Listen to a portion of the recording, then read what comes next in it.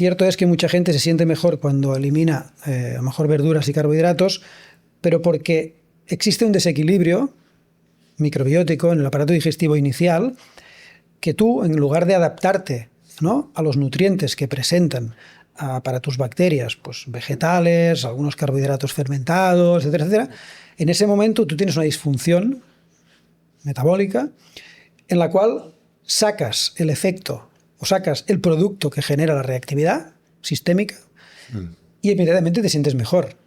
Pero el problema que existe en todo esto de la nutrición, las redes y tal, es muchas veces el cortoplacismo. Una es el cortoplacismo y el otro es el reduccionismo, ¿no? Yo, como fisiólogo experimental evolutivo, que yo me defino así, y porque yo lo siento así, entiendo dos cosas. Una, la fisiología es una globalidad que, para mí, la definición ya lo dice, es el estudio de los sistemas vivos, y nosotros somos un sistema complejo de varios sistemas encima que interactúan solamente con un fin, que es sobrevivir.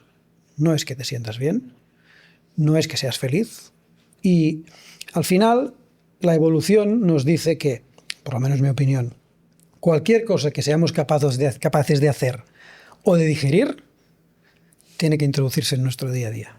Es decir, nuestro rango de movimiento del hombro, si llega hasta un rango determinado, es porque ese rango debe ser usado. Si tú no lo usas, lo vas a perder.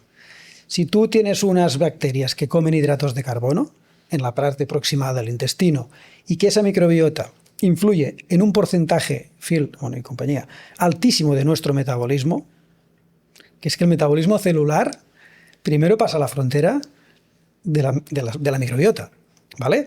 Tanto el consumo de lactato como mucha síntesis de vitaminas, que mucha gente se preocupa de tomar multivitamínicos externos. En cambio, las bacterias sintetizan prácticamente todas las vitaminas existentes en el marco de la naturaleza.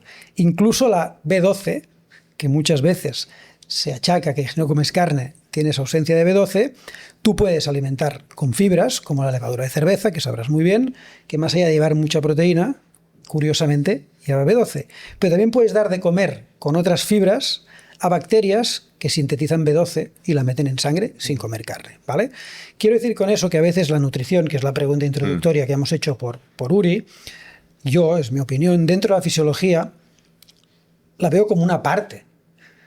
Como una parte. La fisiología sistémica es, pues lo que hablábamos antes fuera de cámara, ¿no? Termorregulación, gestión de emociones, entorno, vivencias que hemos tenido, traumas del pasado. Y la nutrición a veces, y le vamos a dar peso porque nos dedicamos a ello, es una cosa que se complica mucho y el beneficio que tiene es el que es.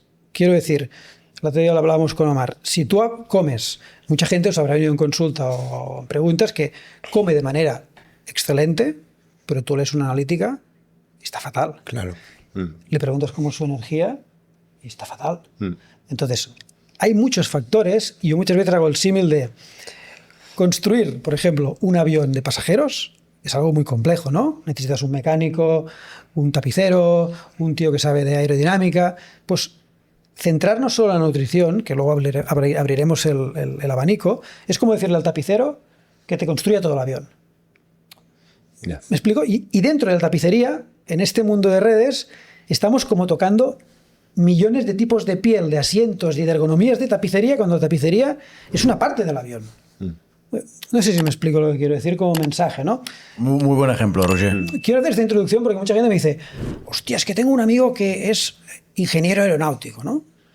Dice, el tío es la hostia porque construir un avión, eso vuela, tantos caballos. Y yo digo, pero es que la fisiología es más compleja que la ingeniería aeronáutica porque encima el avión, una vez construido, un mantenimiento básico.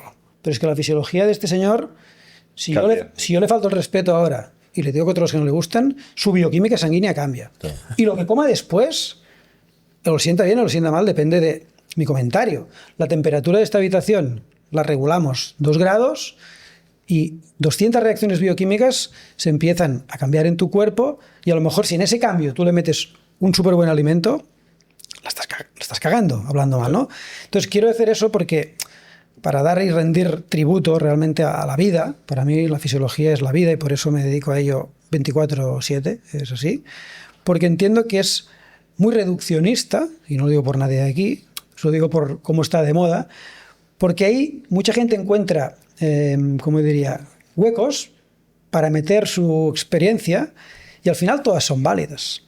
Hay gente que encontramos en redes que defiende los hidratos a muerte, y tú los habrás visto y te habrán dicho de todo, con los cuales yo no estoy de acuerdo, porque los carbohidratos son una cosa y los carbohidratos procesados son otra cosa. ¿Vale? Los frutos rojos que has dicho tú son azúcares, carbohidratos, pero que afectan a las bacterias, que regulan metabolismo, favorable a las grasas después. Entonces, quería un poco ampliar ese abanico, sobre todo referido a que el ser humano, lo que no puede ver o diseccionar en una autopsia, lo que no es un órgano, como el corazón, los riñones, que yo digo es el sistema inmunológico y las bacterias, como no está, o sea, como no se puede tocar, parece que no esté. Y en cambio, si para mí hubiera una aurea que nos rodea como seres vivos, es el sistema inmunológico, que está compuesto del tejido muscular, de lo que comemos, de cómo hablamos, de cómo callamos, muchas veces, de cómo callamos, de cómo respiramos. Y eso es para abrir un poco, ¿no?, la mesa de debate aquí todos, porque creo que todos hemos tenido experiencias complejas, lo que ha explicado Phil su experiencia, Uri tiene las suyas, Omar tiene las suyas, yo tengo las mías, obvio, si no me hubiera dedicado a lo que me he dedicado. Y quería abrir un poco el espectro, porque luego pues a lo mejor me arrepiento y estamos ahí 4 horas, ¿no? Pero quería decir que la nutrición es un aspecto que tiene muchísimas ramas y afecta en un porcentaje, no sabría decir cuál es, pero que no es tan alto como la importancia que se le da en redes, ¿vale?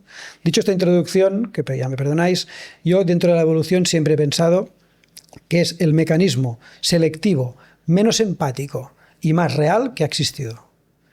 Adaptación o muerte. Use it or lose it. Por lo tanto, dentro de la cetogenia, yo la entiendo como una intervención valuosísima, ¿vale?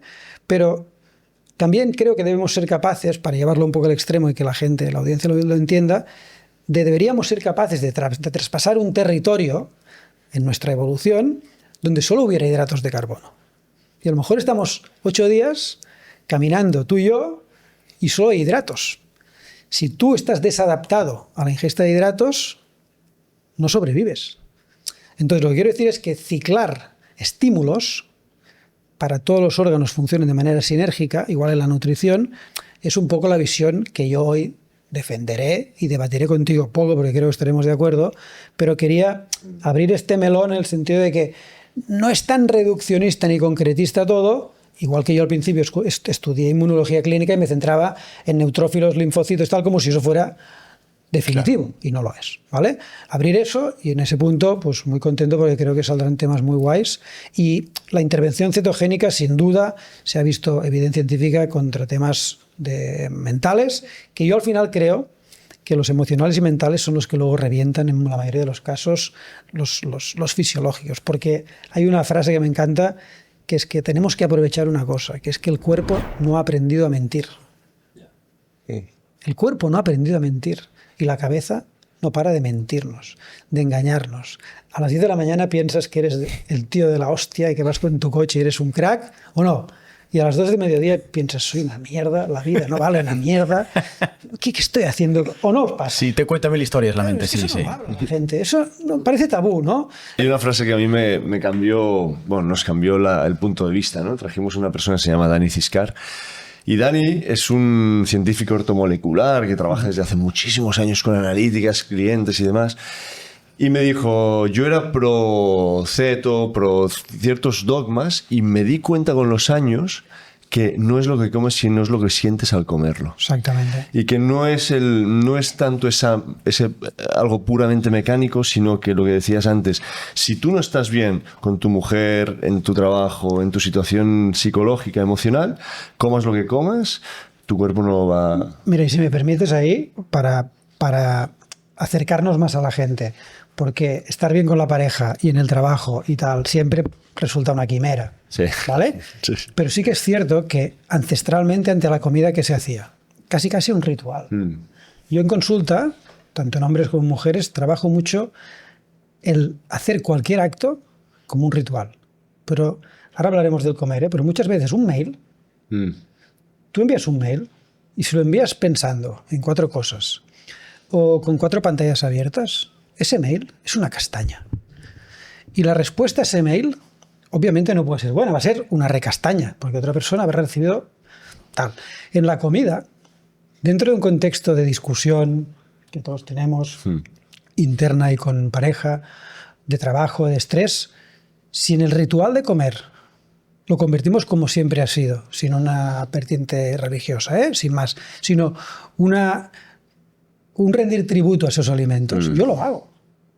Un Yo agradecimiento, veces, ¿no? sí. Yo a veces me pido un bocadillo con pan que no es del mejor en un restaurante que sé que lo hacen con cariño, de tortilla con queso, y parecerá una tontería, pero muchas veces pienso en la persona que ha hecho el pan, agradezco a la persona que ha hecho el pan y agradezco a esa gallina que ha puesto esos huevos para que yo me los esté comiendo.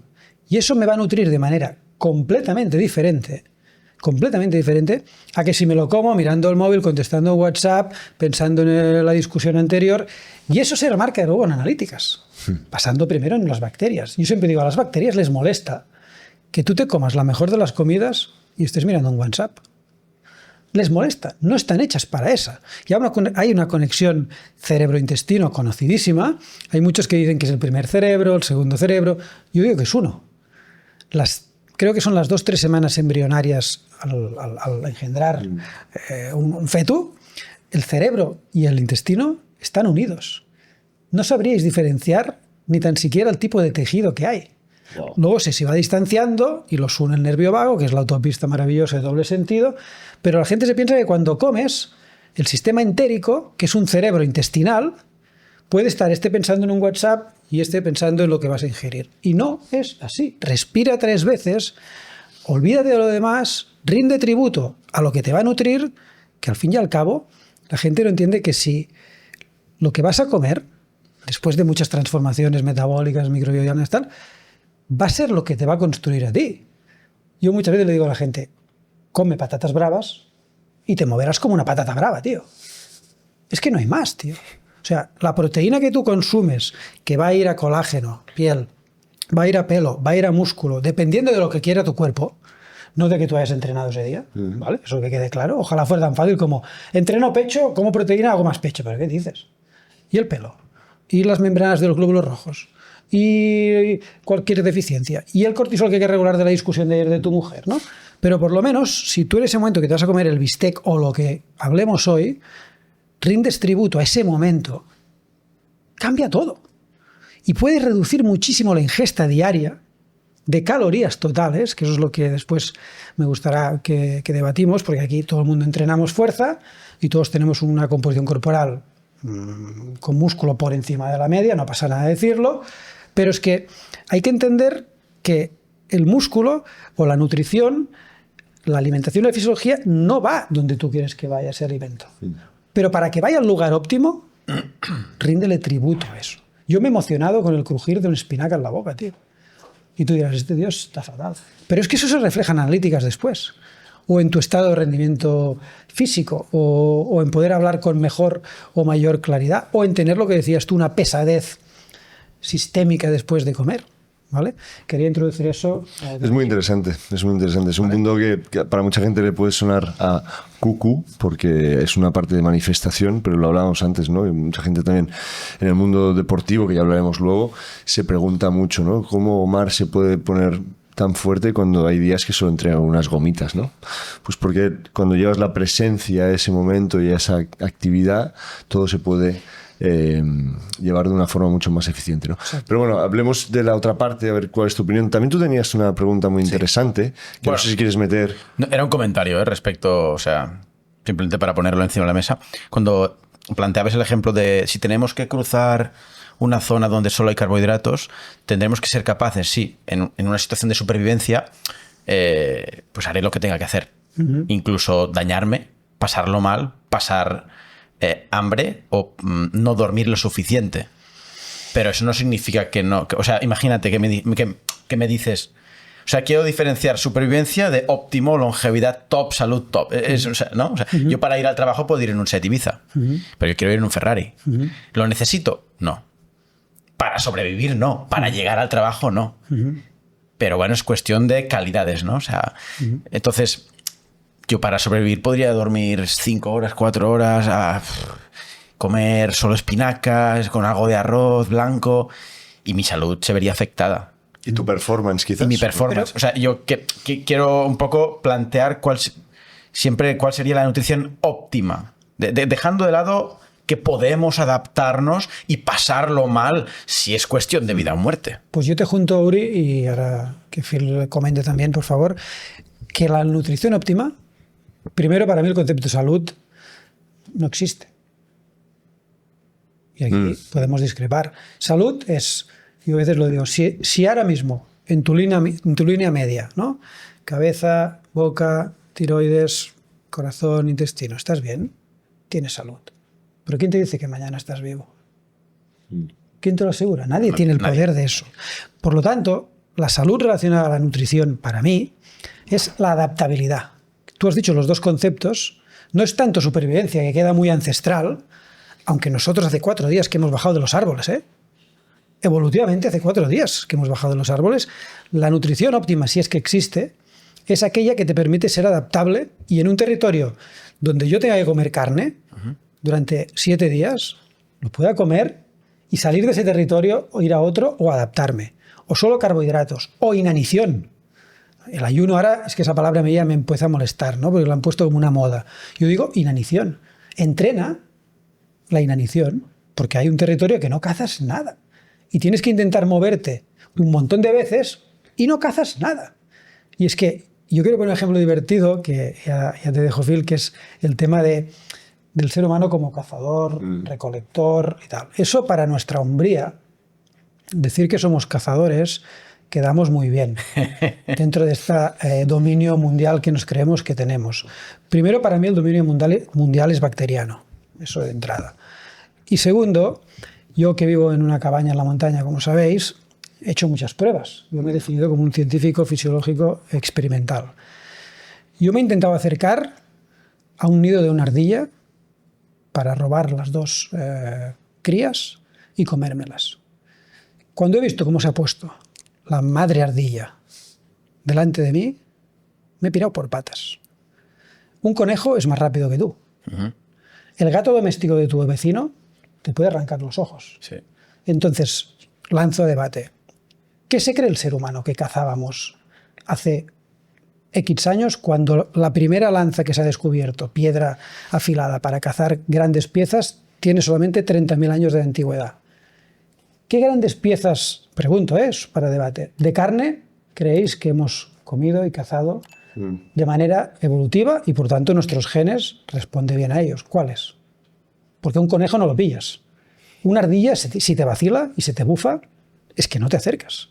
Y ya os planteo una opción. Ahora viene un buey africano aquí de 800 kilos y nos reunimos 20 más como nosotros. Son 800 kilos de masa muscular, mala leche y 300 de testosterona en sangre. Si vamos 30, moriremos 25. ¿Tú vas? ¿Irías? Pregunto, ¿irías a cazarlo?